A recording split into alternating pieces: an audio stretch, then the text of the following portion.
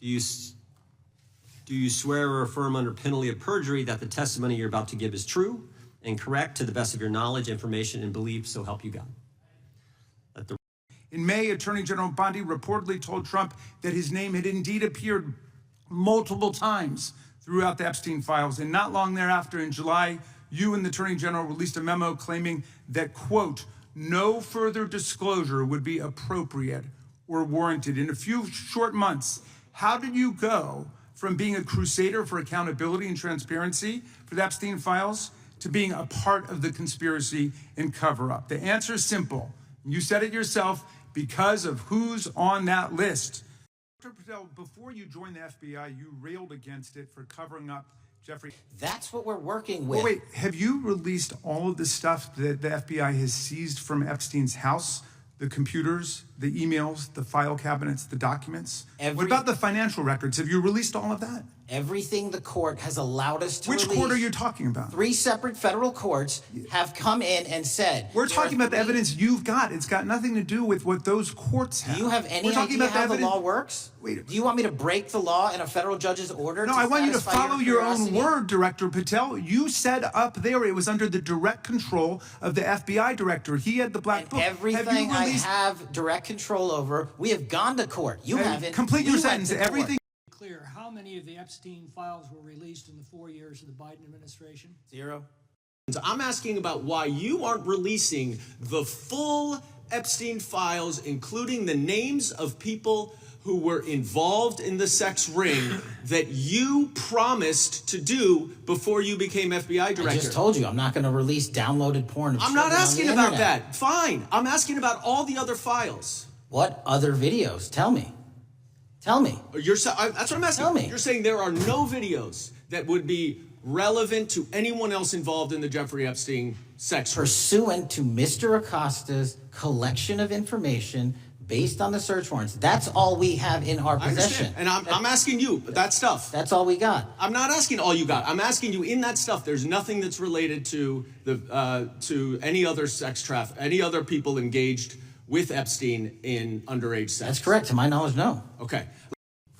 Director, is President Trump implicated in any wrongdoing related to Jeffrey Epstein? Based on the entirety of the evidence that we have, absolutely not. The president is not implicated. Correct. We know these people exist in the FBI files, the files that you control. I don't know exactly who they are, but the FBI does. Have you launched any investigations into any of these people, and have you seen these 302 documents? Sir, I have asked my FBI agents to review the entirety of the Epstein files and bring forth any credible information. And we're working with Congress not only to divulge that information and produce it to you, but any investigations that arise from any credible investigation will be brought. There have been no new materials brought to me launching a new indictment. Will you meet with the victims as well? The FBI will meet with anyone who has new information. Will you personally meet with them? The FBI and the professionals who are handling the cases will. Yesterday, you testified to Senator Kennedy that there was, quote, no credible information that Epstein trafficked girls to anyone else, and that you have, quote, continuously and publicly asked the public to come forward with more information and we'll look into it. Today, in response to Mr. Massey's question, you appeared to say that the survivors were not credible.